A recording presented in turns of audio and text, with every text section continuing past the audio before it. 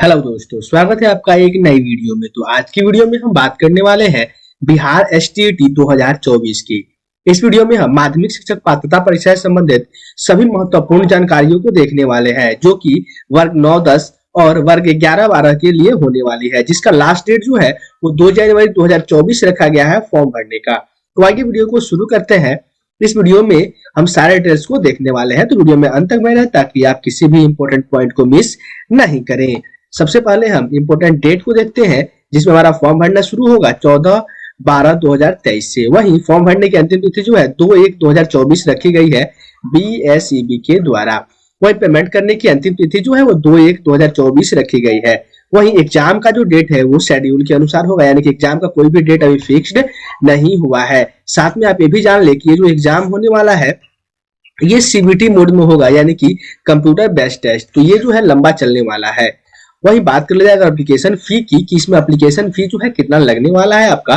तो इसमें अगर आप सिंगल पेपर देते हैं, यानी कि या आप 9, 10 पेपर 1 देते हैं, या फिर आप 11, 12 पेपर 2 देते हैं, तो फिर इसके लिए अगर आप जनरल, बीसी और ईडब्ल्यूएस कैटेगरी से बिलोंग करते हैं तो फिर आपको 960 रुपए का एप्लीकेशन फी देना है।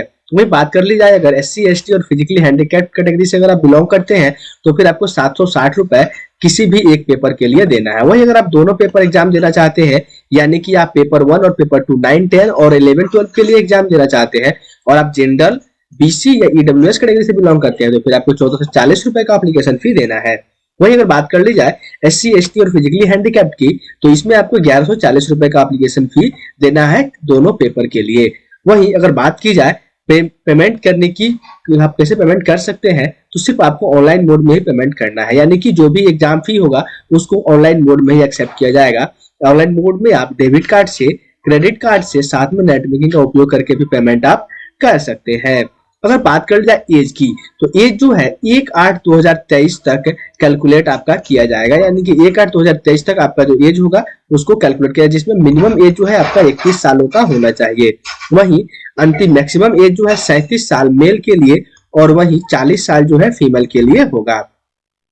अगर बात कर जाए एज रिलैक्सेशन की, कि आपको क्या एज रिलैक्सेशन मिलने वाला है, तो सामान्य प्रशासन विभाग के दिशा निर्देश के अनुसार पुरुष अनारक्षित वर्ग के जो होंगे उनकी अधिकतम उम्र सीमा जो है 37 वर्ष रखी गई है। अनारक्षित महिला के लिए 40 वर्ष, पिछड़े वर्ग के पुरुष के लिए 40 वर्ग, वही अति पिछड़े वर्ग के पुरुष महिला दोनों के लिए 40 वर्ग का, अनुसूचित जाति पुरुष महिला के लिए 42 वर्षों का, वही अनुसूचित जाति पुरुष महिला जो है जनजाति के उनको भी 42 वर्ष, यानी कि ये जो है आपको मैक्सिमम एज और साथ में आपको एज रिलैक्सेशन की जो क्राइटेरिया है वो आपको ये मिलने वाली है। और विशेष जानकारी आपको चाहिए तो फिर आपको नोटिफिकेशन पढ़ना होगा, जो कि हम वीडियो के डिस्क्रिप्शन में उसका लिंक डाल देंगे।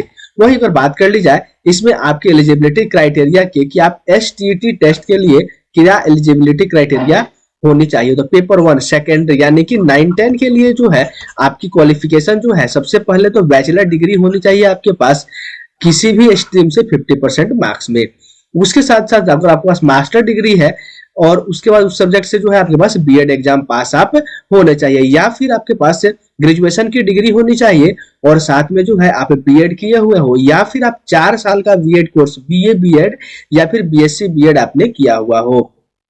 वही अगर आपको सब्जेक्ट वाइज एलिजिबिलिटी जाननी है तो फिर आप नोटिफिकेशन को पढ़ सकते हैं। वही पेपर 2 की बात की जाए, जो कि 11, 12 के लिए यानी कि सीनियर सेकेंडरी के लिए होगी, जिसमें आपके पास मास्टर डिग्री की डिग्री होनी चाहिए, और उसके साथ जो है आपके पास बीएड एग्जाम आप पास हो, तो फिर आप इस फॉर्म को भर सकते हैं। और मास्टर डिग्री जो है वो मिनिमम 50% मार्क्स के साथ आप क्वालिफाई किए हो। उसके अलावा जो है सब्जेक्ट वाइज एलिजिबिलिटी अगर आपको जाननी है तो फिर आप उसके लिए नोटिफिकेशन को पढ़ सकते हैं, जिसका लिंक हम आपको डिस्क्रिप्शन में दे देंगे। वही अगर बात कर ली जाए कि अगर आप इसका फॉर्म फिलअप करना चाहते हैं तो फिर आपको क्या क्या डॉक्यूमेंट चाहिए होगा, डॉक्यूमेंट किस किस डॉक्यूमेंट का रिक्वायरमेंट आपको होने वाला है, तो इसमें जो है आपको सबसे पहले आपको एक पासपोर्ट साइज फोटो लगेगा, जिसका व्हाइट या फिर लाइट बैकग्राउंड होना चाहिए, लाइट यानी कि हल्के रंग का बैकग्राउंड आपका होना चाहिए। वही कैंडिडेट सिग्नेचर जो है उसकी स्कैन कॉपी लगेगी। साथ में आपको और स्कैन क्या स्कैन कॉपी लगने वाली है, जिसमें सबसे पहले आपको 10th मैट्रिक का मार्कशीट या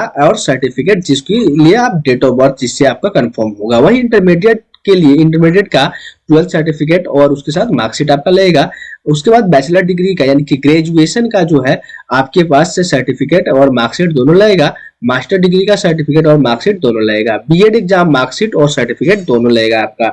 उसके साथ अगर आपका कोई अदर क्वालिफिकेशन है तो उसकी भी आपको स्कैन कॉपी अपलोड करनी यदि अवेलेबल है तो। कैटेगरी सर्टिफिकेट यानी कि अगर आप जनरल कैटेगरी को छोड़ के किसी भी कैटेगरी से बिलोंग करते हैं तो फिर आपको कैटेगरी सर्टिफिकेट अपलोड करनी होगी। साथ में डोमिसाइल सर्टिफिकेट, अगर आप दावा करते हैं कि आप बिहार के निवासी हैं तो फिर आपको इसके लिए डोमिसाइल सर्टिफिकेट भी अपलोड करना होगा, और आप चाहें तो फिर आप इसके लिए नोटिफिकेशन को भी पढ़ सकते हैं जहां से आपको पूरी जानकारी मिल जाएगी। तो आज की वीडियो में इतना ही, अगली वीडियो में हम लेकर के आएंगे कि इस फॉर्म को कैसे भरे। तो वीडियो की अपडेट पाने के लिए आप चैनल को सब्सक्राइब करके बेल आइकन को प्रेस कर दीजिए ताकि आने वाले वीडियो का नोटिफिकेशन आपको मिलते रहे।